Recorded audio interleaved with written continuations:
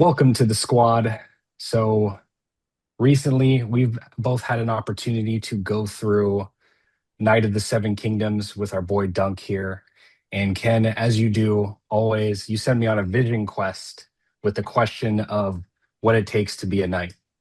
Um, and as we kind of see a very prototypical version with Dunk here in his journey through season one, um, we've both had a chance to reflect on what it takes to be a knight in our own ways. And I'd really like to go into that discussion with you. Thank you, Jerome. Thank you. Thank you. Yeah, I think Game of Thrones has produced some of arguably the greatest knights in all of fiction. Yeah. And I myself have not read the specific book that that Knight of the Seven Kingdom is inspired by, but in the lore, Dunk is regarded as the greatest knight in all of Game of Thrones. And you have a lot of people in our space and our community that feel like he's the greatest knight in fiction.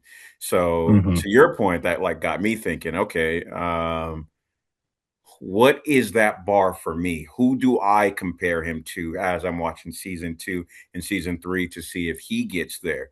So I thought this would be a Yeah. wonderful opportunity, Jerome, for just like you and I first to I think together establish like the criteria or even each individually for what makes a great night and for like what's the criteria for our greatest night. Yeah. And I guess I can go first. So I think like first you and I can both agree. I mean, you're talking about a professional soldier like that's wielding the best equipment. I think like that's like somewhere we can start. That's easy. For Yeah. me, like number two, I get into morality. Everyone's morality can be different. Everyone's viewpoint can be different depending on where you're standing. But how Yeah. I categorize that and I guess scale that is their morality, how consistently committed to that morality were they from start to finish? That's like a big thing for me. That's a big Okay. thing. And I think like especially Brienne of Tarth as we see here Hmm. embodies that. I think like she's the morality that she's created for herself is consistent all Yeah. throughout the show, which I think is why she's up there as one of the best knights. Yes. Another thing too for me would be I think not just your ability to protect. I mean, we hear that a lot in Knights of the Seven Kingdom, but for me, are you winning your fights? So like your ultimate, like 1v1s, are you Your winning? win-loss record. Yes. Yes. Yes. I think like for me, that's like definitely important. Um, at the end of the day, you have to, I mean, to protect whatever it is that you are knighted to protect, you have to be able to bring it home. So I'd say those are just the three that, or those are just a few things that I wanted to touch on before we got into specific characters. But I'm not sure Yeah. if you had a criteria, something specific that you wanted to touch on too, Jerome, that really that you feel like um Exemplifies makes yes, the night. Yep. yes, yep. So on my side, so it's cool because we really get to break this down together in terms of our first real interpretation of each other's picks. So I'm looking first from like a militaristic background. I think of when I think of a knight, I'm really thinking about their fighting prowess. So it kind of leads right into your win loss, but this is more of the character development in terms of how well do they I feel like are tasked with combating others in a physical way in like every form of the night. I think another thing that goes along with that is loyalty. You know, your loyalty, whether it's to the kingdom, whether it's to a specific person. I think going into understanding what your motivation is and adhering to that is a very big part of the knight's persona. And then lastly, and this is funny, this is where it kind of attached on to me, um, is this whole like lack of intelligence piece. And I think it's very um nuance when you're talking about all the positives and the character aspects that lead to being a knight. I think there's also some things in there where you want to look on the negative side that we typically don't venture into. So I think a lack of intelligence is very important to being a knight. And whether it's like social awareness or planning ahead for the future. There's kind of it's kind of left up to interpretation. But what I really wanted to get at there is I feel like once you get too smart, you stop thinking of things in terms of how you can serve others, and you're naturally inclined to want to shy away from the role of serving others, and you become more selfish in that sense. So that was kind of one of the things that I keyed on in terms of what it takes to be a knight is not all these positive aspects, but this negative aspect of the lack of intelligence or lower intelligence functioning. And then to that's such a good point, and like, because I think I want to build off of that. I think too, for me, the character needs to have been at their best when they were a knight. So to your point, like, Yeah. okay, like, so say, like they were a knight and then they became, I don't know, some type of ruler, monarch, whatever. But as far as like in the story, that character Mhm. was at their peak when they were a knight. And to your point, because I think of some of the things that you just mentioned. Yeah, yeah. You start to move on to leadership and stuff like that, and that's really where you blossom. Then you were playing the wrong role in the first place, anyways. You know. Right. Um, Quick So, I question mean, for these two is just for between Brienne and Dunk. With what we've seen from Dunk so far, do you still have Brienne above him as the story kind of lays out after season one? yeah, and I think it's really cool too. Now we can just go down the line for the criteria that like you and I like have created. Like Hmm. I think number one, we Yeah, have that's a gotten great to point. see her I think committed to that like sense of honor and morality for much longer. So that's why like I'd still say like Dunk has a while to get there. And then on top of that too, I think like and I want to add like a little bit more to what I said earlier. You're Yeah. mighty 1v1. Not even necessarily that you're the underdog, but you're mighty 1v1. Whereas I mean, Dunk was technically the underdog, but Brienne of Tarth versus the Hound, I'd say that's her mighty 1v1. Yes. Where if you Yeah. lose that, Wipe you from the list. I have to remove you from the running. I have to. But so it'll be Yeah. really cool for Dunk to have that. And again, I know like his was essentially like this organized like combat, but again, that epic 1v1 that Brianna Tarth was able to take home. I don't know exactly where they were, somewhere in the ice mountains or something.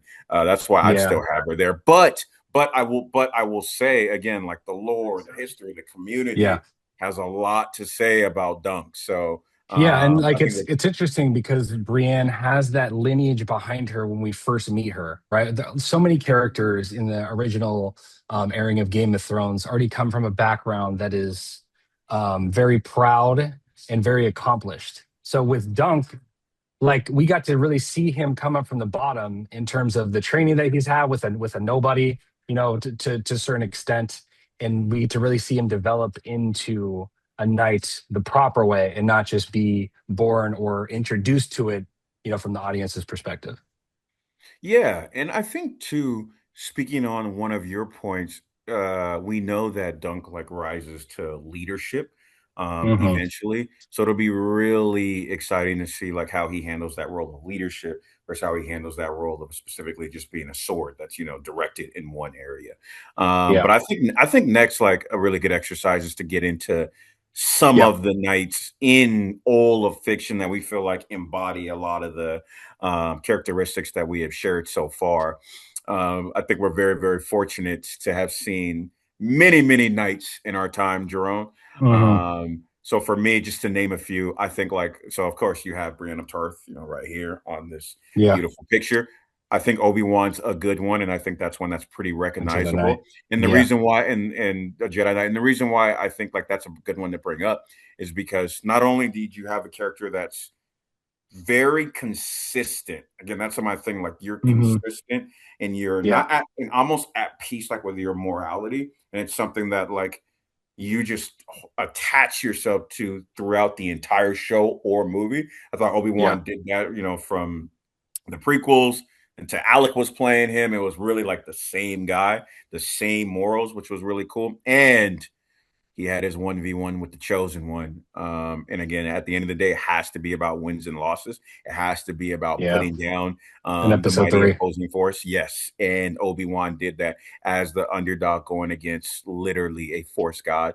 But I think another one too. I'm gonna go with a sleeper pick. I'm gonna dive into anime now. I'm gonna go with this the god of the sun, Escanor himself. Yes, Now I sir. know I know a lot of people now. Again, I know we're getting deeper in anime now, so a lot of people may not be familiar with this name. But Yeah. if you Google him or go into any parts of the anime community, you'll know that he's a legend there. But like what I really loved about Escanor, and I think we can take some of like Jerome, some of your points and some of my points, and then like Yeah. really bring this all together Yes. for as Escanor first, he had his 1v1 with Meliodas, and you're talking the main character. And this is Yeah. Meliodas as powered up as he's ever been in the show. Like Escanor puts him down. Okay, all right, that's good. But something that I really like, Jerome, that you mentioned is Escanor is the inspiration on the team. He's also like the moral direction, but he's not the leader. Like it's still Meliodas' team. Yeah. Like it was never like you can always tell that Escanor thrives and he's peaked out at that position. Whereas Meliodas can do that, but Meliodas is also the captain of the Yeah. team. So that's just to name a few, Jerome. But what about you? Well, just to kind of touch on a couple of things that you're saying, though, like I'm very happy that was the one I got to introduce you to the seven deadly sins, and we go on, from Night of the Seven to the seven deadly sins. So, and like their armor too, like when you see them full peaked out on armor, it is very resembling of knighthood. So I appreciate that. One quick thing too, I and think go I ahead. will show one of these times, of course, myself, Jerome the Great. We are huge collectors, so the biggest statue that I have in my entertainment space Yep. that I'm looking at right now is a Escanor versus Estarossa statue, 1/4 scale. One of these times I'll do a show and tell. But thank you, Jerome. Back to you. I appreciate that. Yeah, no problem. Yeah, and I think those are great picks, especially when you look at like some of the like we talk about. Like I'm bringing up the combat prowess or the fighting prowess. It's very a big part of those two characters. On my side, so I come at it from like I guess a creative aspect of applying that prototypical knighthood to maybe areas where they aren't listed as a knight. We don't see them as a knight, but I feel like they really embody that. My first pick is Captain America. And I think a lot with what you're talking about, especially on the morality side, you really get to see him come through on that as the leader of the Avengers when it comes to fighting and then when it comes to their moral compass. That's why he's the one to stand up and not sign the Sokovia Accords because he really holds firm to that side of his morality. Um, and I think his loyalty to his team when they're going through their missions together is almost next to none. And it's very tough to see him kind of go through his stuff with Iron Man, but he still leaves the window open at the end of the day when he drops him the cell phone, even after the battles that they have at the end of Civil War, going into Infinity War, he always had that extension out to him as his commitment to the loyalty to the Avengers. Jerome, question And for then you. go ahead. Wait, Jerome, quick Yes. question for you on that. Because I think that's a magnificent choice. And you, Cap is one of the greatest soldiers in fiction. Is he a Mhm. better soldier or a better leader? So I think that's when you're starting to enter in on the side of um, his combat leadership specifically, not necessarily his leaderships in terms of how he like forms the Avengers, but when he's on the field, I think that's where he takes his leadership skills specifically in that area. So it's not necessarily leadership in terms of what the group is doing, but his morality kind of moves in that direction, and he's there to take on that role. Gotcha. Makes sense. Yeah. And then my other side, just like you, comes from anime. And if anybody knows me, they know that Hunter x Hunter is by far my favorite anime of all time. And in there, you get to see this group come up called the Chimera Ants, and they have a very specific structure to how they operate. So you have the king that comes through. His name is Meruem, and he gets these three royal guardsmen, who I look at as some of the best examples of knighthood, and not necessarily maybe the best examples, but very good exploration on those characters. Yuppie, he's the big buff one. He can kind of change his form and stuff like that. He's cool, but I think really what you want to see is from the other two, starting with Pito. Um, so in that universe, you are capable of a lot of creative abilities when it comes to their ability to develop Nen. And Pito uses her Nen in order to develop a skill that allows her to become basically the ultimate surgeon and the ultimate scientist. And what's really telling to me on the loyalty aspect of this is when she determines that there is a legitimate threat to the king, everything that goes into her being is to stop that. Even after her life is over, she calls upon her Nen ability in order to bring her dead body to still fight so that the claws of her opponent cannot reach the king. So I think that really speaks to the loyalty side of this. And then Poof, another great exploration. And this is what I mean by lack of intelligence, because Poof is probably the smartest of the three royal guard. And then you really get to see there his his battle in his own head of whether to support Maryland on his journey as he changes or to hold to what the evolution of the ants is supposed to be. And you get to see him go through this thought process of is Meruem doing the right thing for the Chimera ants? Or and at the same time, when Meruem is at risk, his life is at risk, he literally gives his life force energy in order to fulfill Meruem's wishes. And I think that's like a great juxtaposition of not wanting Miriam to kind of go against what he feels like the ants are because of his intelligence, and then also the loyalty coming through in order to make sure that he stays alive. Yeah, that's good stuff. I think What do you feel ultimately like? too, Go I ahead. think all Go yeah, so ahead. I think ultimately too, and I know I've said this in different ways, but you have to peak at knighthood. That's your ceiling. Anything Yeah. beyond that, like your stock starts to drop. And I think like Yeah. consistently across like all our different knights and the ones that we brought up, I think that's pretty accurate. And I think that's like the best point I'd say that, Yeah. you've at And least then when you educated me on. Yes, and then when you talk about the whole morality and like the loyalty aspect of this, we share a lot of common ground. When you look at Pito's character in terms of why does she go to battle with Gon? And I think it's combining that whole 1v1 aspect with what is the reasoning behind that? It's all to serve the king. They're not getting in. She's not getting into a fight because she wants to get into a fight. It's the connection between the threat in front of her and the king that leads her into I have to serve them, so I have to do everything I can to take care of the threat to the king. Not a battle I necessarily want to take, but a threat to the king, you know? Yeah, it's not even just about your loyalty to the king, but also your loyalty to your ideals. And I think like all that can like wrap in together into one thing. And again, even with Obi-Wan, to counter off of like Yeah. what you're saying too, like Obi-Wan's like vision was to never become, essentially like I'd say like the emperor. I think Yeah. he was always going to peak out right where he was, and he's perfect for the story. But it's interesting. It's interesting.